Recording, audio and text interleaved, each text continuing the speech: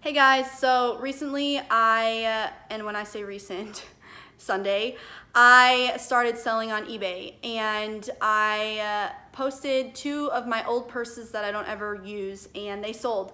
They sold that same day. So obviously I had to go to the post office and get them shipped out. So Monday I went, and I had a couple hiccups along the way through this whole process, and I wanted to kind of go over those with you guys so that you don't make those mistakes too if you are wanting to open an eBay store or just sell a couple items on eBay.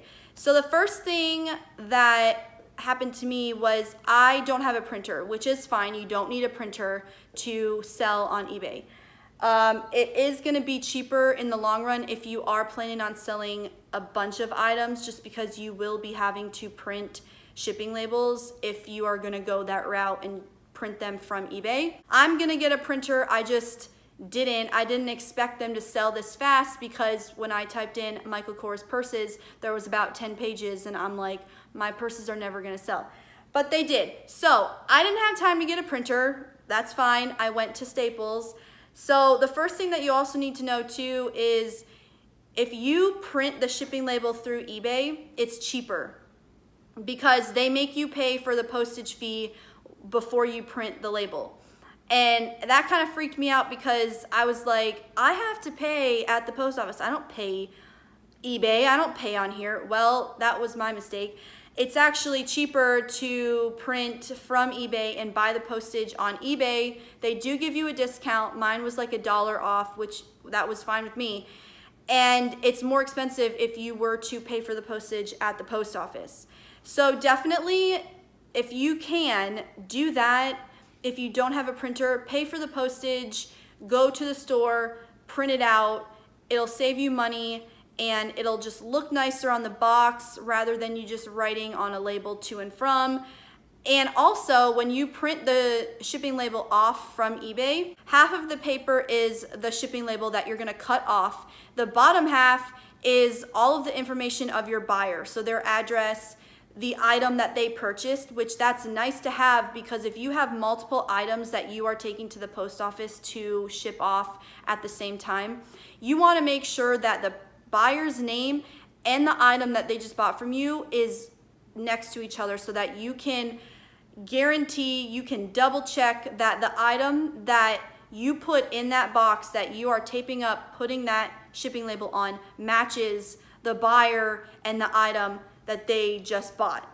That's so important. So it is a good thing to have. If you don't want to buy the shipping label from eBay, it's totally fine.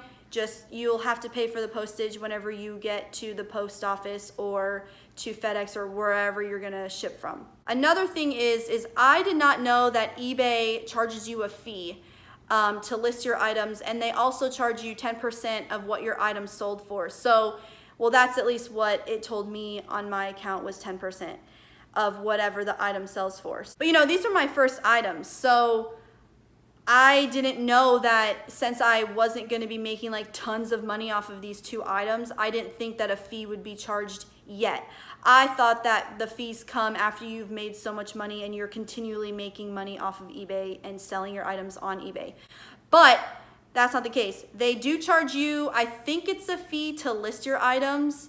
It's not much, but it does add up. Like for the 2 items that we put up, I think it's like $12 that we owe eBay. And they also charge you 10% of what your item sold for. So it's fine. I'm still learning all of these, you know, moving parts for eBay and selling on eBay. If you're a first-time seller, eBay does this thing where it holds your funds for a certain amount of days.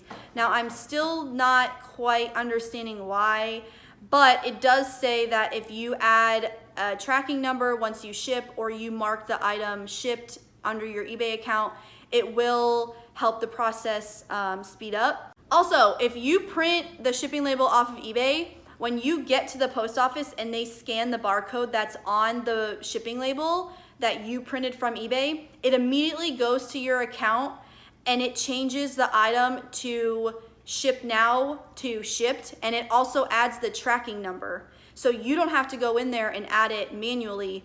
It does it right when they scan it. So definitely, if you can print the shipping label from eBay, I would suggest going that route. Also, I did not have any boxes at my house, and I definitely recommend having supplies as boxes, shipping tape, anything that you're gonna need to ship your items, because it definitely adds up if you have to go and buy them the same day that you ship, because you are gonna be having to pay for shipping. I had to run and get tissue paper, and then I had to buy my boxes and my packaging tape, and I had to print off my labels. And so definitely just make sure you have all of the supplies that you need to ship ready for you at your house, because it's definitely going to make your life easier, and it's definitely going to save you money in the long run if you already have the supplies instead of having to go out and buy them. So guys, that was my first time selling, shipping experience on eBay. I am gonna start going to thrift stores and Goodwill and see if I can find some stuff there.